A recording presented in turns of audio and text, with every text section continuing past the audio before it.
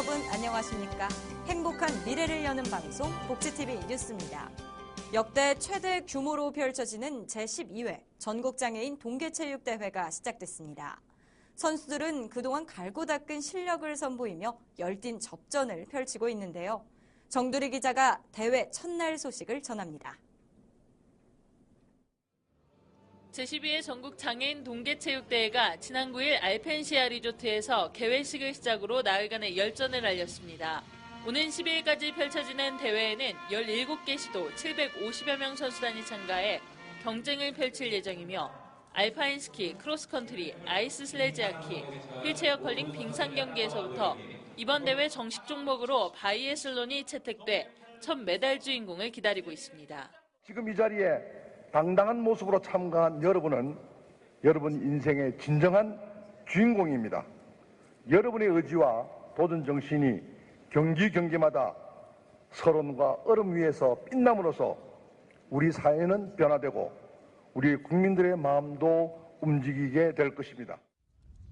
지난 9일 크로스컨트리 경기장에서는 2014 인천장애인 아시아경기대회 조정 은메달리스트 이정민 선수가 동계 종목 도전에 나선 가운데 2.5km 남자 좌식 부분에서 가장 좋은 성적으로 결승점을 통과했습니다. 기록에 대해서는 처음 시합 첫 출전이라 제 기량을 잘 몰랐는데 오늘 그래도 시합해서 제가 원했던 순위를 밟아서 만족합니다. 새로운 코치들이랑 운동하는 거에 대해서 전혀 부담은 없었고요. 앞으로 목표 있다면 이제 남은 기간 동안 시합 2종목 남아 있거든요. 그래서 최선을 다해서 시합 임하고 2018 평창 장애인 동계올림픽을 앞두고 있는 장애인 체육계는 이번 대회에서 선수들의 기량 향상과 더불어 신예 선수 발굴에 그 어떤 때보다 촉각을 곤두세우고 있습니다. 복지TV 뉴스 정두리입니다. OECD 국가 중 자살률 1위를 기록하고 있는 우리나라. 자살공화국이라는 오명을 써오고 있는데요. 이렇게 자살로 인한 사회적 손실이 1년에 6조 5천억 원에 육박하는 것으로 추산됐습니다. 정유림 기자입니다. 서울 마포대교에 적혀있는 자살 예방 문구입니다. 우리나라가 경제협력개발기구 OECD 국가 중 자살률 1위라는 오명의 흔적을 쉽게 볼 수 있습니다. 국내에서 자살로 한 해 동안 발생하는 사회적 손실이 6조 4,800억 원인 것으로 조사됐습니다. 이 수치는 암으로 인한 사회적 손실의 절반에 육박한 규모입니다. 자살은 사회 경제적으로 활동을 줄게 해 손실로 귀결된다는 분석입니다. 자살하는 사람을 성별로 보면 남성이 전체의 60%를 넘었고 나이대별로는 60대 이상, 50대, 40대 순으로 40대 이상이 70% 넘게 차지했습니다. 자살이 아직도 높다는 것은 우리나라 정신건강이 굉장히 나쁘다는 것을 의미하고 자살이 어떤 정신건강의 대표적인 표상이 되기 때문에 자살을 줄이는 것은 결국 정신건강이 좋아지는 것이기도 해서 자살을 잘 다룸으로써 우리나라의 정신건강이 좋아질 수 있는 그런 길이 열리게 되기도. 저출산으로 인구가 계속 줄어 몇십 년 후 국가 파산 시나리오가 나오는 시점에서 자살 고위험군에 대한 국가적 관리가 시급해 보입니다. 복지TV 뉴스 정유림입니다. 행정자치부가 올해 장애인 공무원을 지난해보다 107명 증가한 총 786명을 선발합니다. 행정자치부가 올해 지방자치단체에서 총 17,561명의 지방공무원을 신규 채용한다고 밝혔습니다. 이는 사회복지 서비스 등 지방자치단체의 신규 수요 증가에 따라 지난해보다 25%가량이 늘어난 채용 규모입니다. 특히 올해는 사회통합 차원에서 장애인이나 저소득층, 고졸자 등에 대한 사회적 약자에 대한 공직 진출 기회를 확대한 한편 시간선택제 공무원도 지난해보다 배 이상 증가한 1,317명을 모집합니다. 올해부터는 사단 또는 재단법인에서 근무한 종사자들이 사회복지 관련 기관이나 시설로 이직할 때 경력기간의 80%가 근무 경력으로 인정됩니다. 또 지난해 1월 1일부터 경력 적용으로 명시됐던 경력 인정 지침도 종전 경력을 인정하되 경력 합산은 2015년 1월 1일부터 적용으로 변경돼 이전에 장애계 단체 경력자들에게 발생했던 역차별 현상이 해소될 전망입니다. 이는 보건복지부가 최근에 발표한 2015년 장애인 일자리 사업 안내에 따른 것으로 한국장애인단체 총연맹 관계자는 이번에 새롭게 발표된 지침으로 경력 인정과 관련된 다양한 문제가 해소될 것으로 보인다며 이러한 내용을 지자체를 포함한 많은 기관들이 확인해야 할 것이라고 전했습니다. 70세 이후부터 남성은 폐암, 여성은 대장암이 가장 많이 발생한 것으로 나타났습니다. 국립암센터 보고서를 보면 모든 암의 나이대별 발생률은 50대 초반까지는 여성이 남성보다 더 높았다가 50대 후반부터는 남성의 암 발생률이 여성보다 높아졌습니다. 특히 남성은 44세까지 갑상선암, 50세에서 69세까지 위암, 70세 이후에는 폐암이 가장 많았고 여성은 69세까지 갑상선암, 70세 이후에는 대장암이 가장 많았습니다.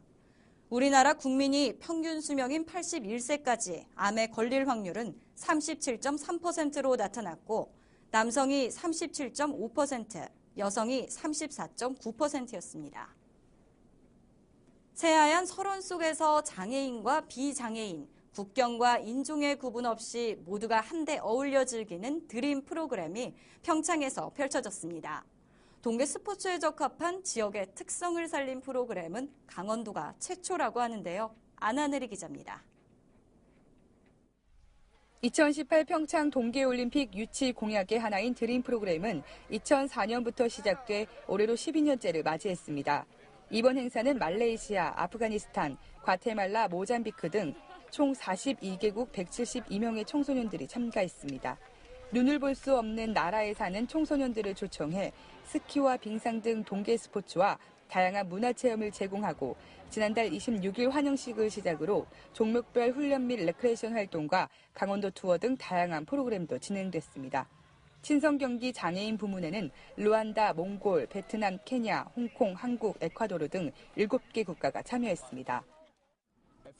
드림 프로그램에 참여하게 돼 너무 기쁩니다. 이 행사가 멈추지 말고 매년 진행돼야 한다고 생각합니다. 케냐에는 눈이 없기 때문에 한국에 와서 이런 프로그램에 참여하게 돼 기쁩니다. 특히 금메달을 따게 돼 더욱 기쁩니다. 프로그램 마지막 순서인 환송식은 알펜시아 그랜드볼륨 홀에서 수료식 및 대회 우수자 수상과 만찬 행사로 이루어졌습니다. 참가자와 훈련 지도자, 자원봉사자 등 240여 명이 참석해 수상을 축하했고 김정삼 강원도 행정부지사가 함께 자리를 빛냈습니다. 우리가 이제 드림 프로그램을 이제 한 지가 이제 12년째가 됐습니다.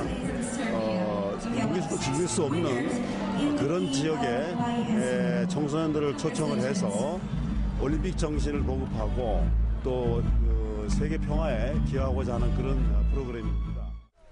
이번 2015 드림 프로젝트가 평창 동계올림픽 성공 개최에 좋은 발판이 되기를 기대해봅니다. 평창에서 복지TV 뉴스 안하늘입니다.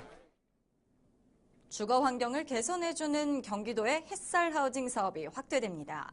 지원 가구는 지난해보다 늘었고 환경 개선뿐 아니라 사후 관리까지 책임지기로 했습니다. 정유림 기자입니다. 경기도 내 취약계층의 주거 환경을 개선해주는 햇살 하우징. 에너지 효율을 높여 겨울철 골칫거리인 난방비 등 주거비를 낮추고 열악한 주거 환경을 고쳐주는 사업입니다. 이 사업이 시작된 건 지난 2013년.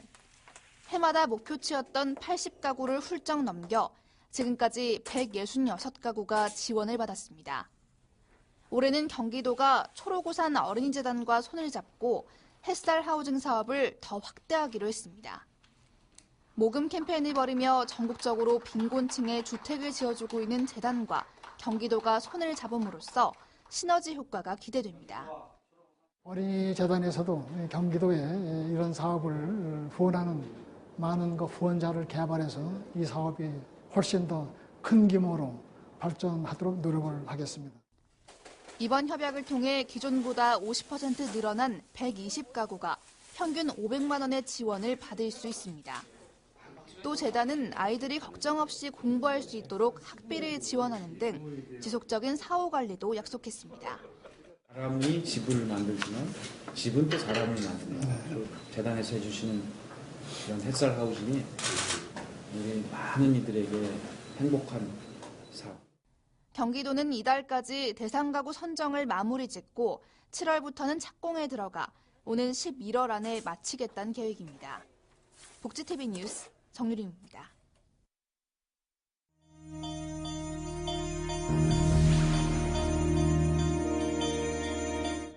이어서 간추린 뉴스를 전해드립니다. 서울시가 성인 발달장애인을 위한 특화 시설인 행복플러스 발달장애인 센터의 문을 열었습니다. 지하철 6호선 상월공역 인근에 위치한 센터는 면적 1,400제곱미터 규모의 지상 3층, 지하 1층으로 구성돼 있으며 성인 발달장애인의 자립과 교육 활동을 지원하고 긴급 상황에 돌봄 서비스를 제공하는 등 맞춤형 서비스를 제공합니다. 서울시가 다문화 가족과 외국인 주민 자녀에게 한국어와 기초학습 능력을 배양하고 학교 적응 지원과 교육 사각지대 문제를 해소하고자 1:1 맞춤 방문 교육 서비스를 제공합니다. 방문 학습에 관심 있는 외국인과 다문화 가족은 서울시 다문화 가족 홈페이지 한울타리를 통해 22일까지 신청하시면 됩니다.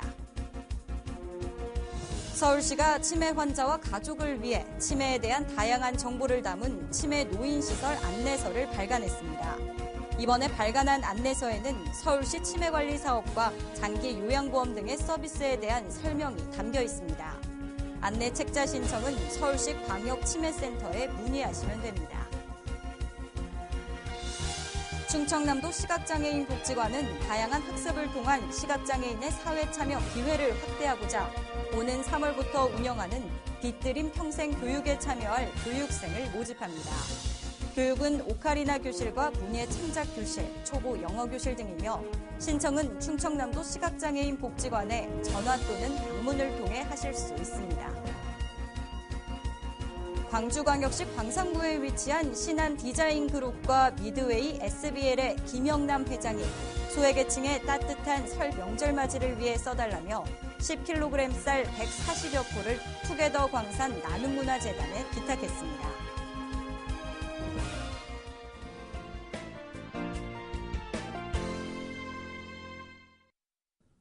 최근 생활의 어려움으로 인한 발달장애인 가족들의 연이은 죽음들이 보는 이들의 가슴을 아프게 하고 있습니다.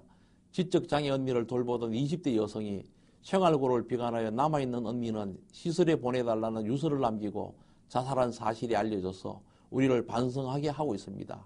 또 다른 사례는 자해가 심한 자폐성 장애 아들을 살해하고 스스로 목숨을 끊은 아버지는 이 땅에서 발달장애인 자녀가 함께 생활하기가 너무 힘들어 아들을 데리고 먼저 세상을 떠난다는 안타까운 사례는 열악한 우리나라 장애인 복지의 처참함을 그대로 드러내고 있고 분노와 슬픔이 이어지고 있습니다.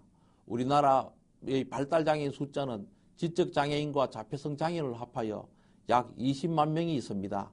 발달장애 특성상 부모나 주위 보호자의 도움이 반드시 필요해서 경제적, 심리적, 육체적 어려움으로 부모들의 고통이 세월이 갈수록 더 커지고 있는 것입니다.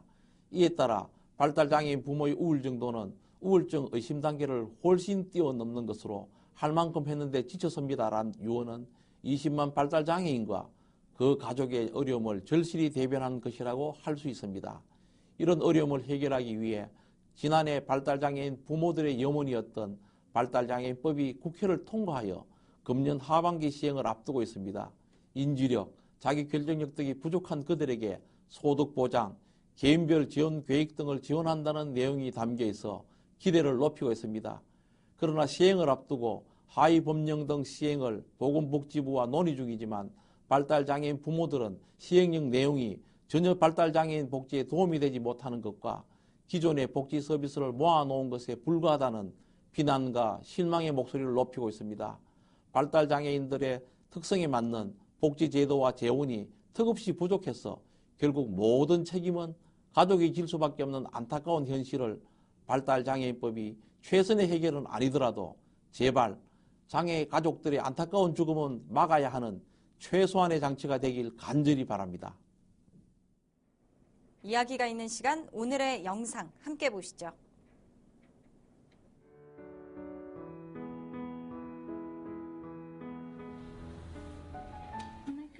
아기의 엄마가 갓 태어난 아기를 바라봅니다. 아기의 손과 발을 만지며 눈을 뗄 줄 모르는 엄마.